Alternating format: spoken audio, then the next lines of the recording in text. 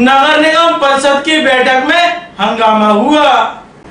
नगर निगम परिषद की बैठक में मंगलवार को महाराजवाड़ा स्थित विक्टोरिया मार्केट बिल्डिंग में संचालित जियो साइंस म्यूजियम की दरों को दोगुना करने की मंजूरी दे दी, जिसमें सैलानी 40 रुपए, स्कूली विद्यार्थी 20 रुपए, विदेशी सैलानी 450 रुपए और 10 वर्ष तक के बच्चों के लिए निःशुल्क रहेगी। बैठक में अस्सू अद्दू खान सभागार को खाली कराने पर भी जमकर हंगामा हुआ। बैठक में सभापति मनोज तोमर ने वोटिंग कराई तो सभागार को खाली कराने के विरोध में भाजपा के 19 और समर्थन में कांग्रेस के सिर्फ 6 पार्षदों ने वोट किया। इसके आधार पर बिंदु को निरस्त कर दिया गया। शुरुआत में कोरम के अभाव में बैठक को 10 मिनट के लिए स्थगित किया गया। इसके बाद जब सदन की कार्रवाई शुरू हुई तो विपक्षी पार्षदों ने बैठक में महापौर डॉक्टर शोभा सिंह सिकरवार, MIC सदस्य अवधेश सिंह कोरब के नदारद होने पर आपत्ति जताई। पार्षदों का कहना था कि महापौर को जनता की चिंता ही नहीं, शहर में तमाम अवस्थाएं व्याप्त हैं, लेकिन महापौर सदन की कार्रवाई में रुचि नहीं लेती। इससे तो बेहतर है कि महापौर के खिलाफ कार्रवाई के लिए शासन को प्रस्ताव भेजा जाए। इसके बाद जब एजेंडा पर चर्चा हुई तो आउटसोर्स पर मैन पावर एजेंसी तय करने के लिए निविदा आमंत्रण पर चर्चा की गई। चूंकि निगम में लंबे समय से आउटसोर्स एजेंसी के रूप में राज्य सिक्योरिटी एजेंसी कार्य कर रही, ऐसे में इस बिंदु को पास कर दिया गया। वहीं सागरताल स्थित निगम के स्वामित्व भूमि पर व्यवसायिक सह आवासीय भूखंड परिसर के निर्माण के लिए निविदा आमंत्रण को भी परिषद ने सर्वसहमति से मंजूरी दे दी। खत्म हो गया, बॉर्डर काम का बंद कर दिया। मैं आपके माध्यम से पूछना चाहूंगा, बाद में अब शेड्यूल की समझ कैसे हो? समय दिया था, उसके खिलाफ आप प्रस्ताव लाओ, मैं डायरेक्ट शासन को लिखूंगा।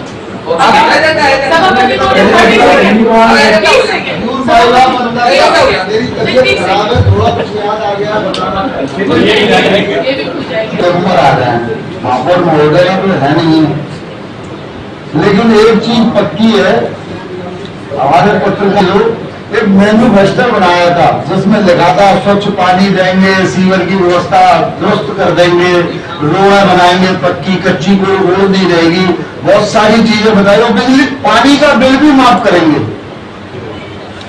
मैं सम्मानित साथियों को आपके माध्यम से जानकारी देना चाह रहा हूँ 4 साल पुरानी, कि हमारी महापौर महोदय का जो मैन्युफेस्टो था उसमें सारी चीजें दी थी, लेकिन 4 साल में देखने को आ रहा है कि एक भी समस्या का निराकरण स्थायी रूप से नहीं हुआ है। ठीक है ना? और आज सुबह की शुरू, मैं तो भाई जिसकी गलती होती है बताता हूँ, परिषद में नहीं होती तो नहीं बताता। आज सुबह की शुरू मुझे सीनियर वालों ने हड़ताल कर दी। मेरे को मेरे घर पे आसपास के 4-5 वार्डों के 10-20-25 लोग आके बैठ गए। अब मैं किसको फोन लगाऊं?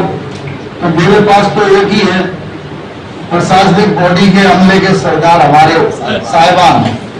तो साहिबान किसी से बात कर रहे थे, मैंने फोन लगाया तो साहिबान ने पलट के मुझे फोन लगाया। मैंने साहिबान को अवगत कराया, मैंने कहा साहिबान ऐसी बात है।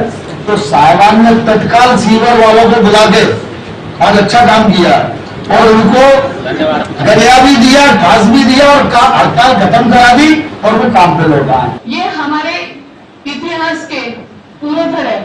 ग्वालियर को जो संगीत घराने की जो उपमा मिली है पूरे देश विदेश में, हमारा ग्वालियर घराना विख्यात है। वो सिर्फ और सिर्फ अद्दू खान, वो बात नहीं है। मैं आपको बताऊं क्यों ऐतिहासिक तथ्यों को मिटाने का काम हम क्यों कर रहे हैं, यही मुझे समझ में नहीं आ रहा।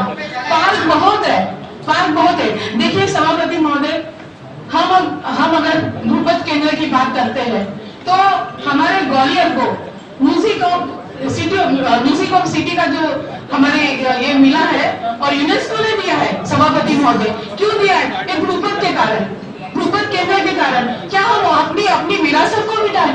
ये सब गलत है। सभी पक्षों को ध्यान में रखते हुए फिर शासन तक भी ये मैटर गया था। उसके बाद जब शासन से जो 7 जनवरी 2026 को जब निर्णय आ गया था, उसके बाद मेरे द्वारा ही, चूंकि कर्मचारियों से जुड़ा मामला होने से शीघ्रता करके 5 फरवरी को ही ये प्रस्ताव भेज दिया गया था, जो कि आज परिषद के समक्ष आया है।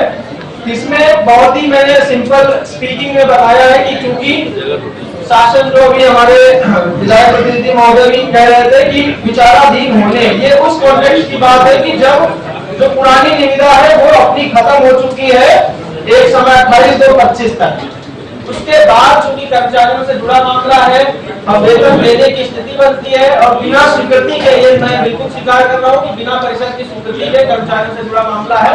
चूंकि औपचारिक रूप से भी चर्चा हुई थी, तो वेतन दिया जा रहा है और कर्मचारी काम कर रहे हैं, सैलरी की बात है तो वो वेतन दिया जा रहा है। तो पहला तो एक ये चीज की स्वीकृति हम लोगों ने चाहिए है कि जो बिंदु इसमें है कि निराकरण 21 फरवरी से दिनांक जो 20 से 26 यानी जब प्रस्ताव तैयार किया गया था उसकी पिछली तब तक वेतन जारी की गई है।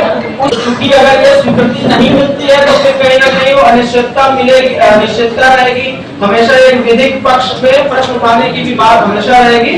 तो जो कर्मचारियों से जुड़ा मुद्दा होने से नियमानुसार जो उपस्थिति के आधार पर ही वेतन दी जा रही है, तो जो वेतन आहरण अभी भी अगर आज ये मुद्दा निराकरण नहीं होता है तो आगे के महीनों में भी निश्चित रूप से वेतन फिर रोकने की स्थिति या फिर देने की स्थिति में अस्पष्टता रहेगी।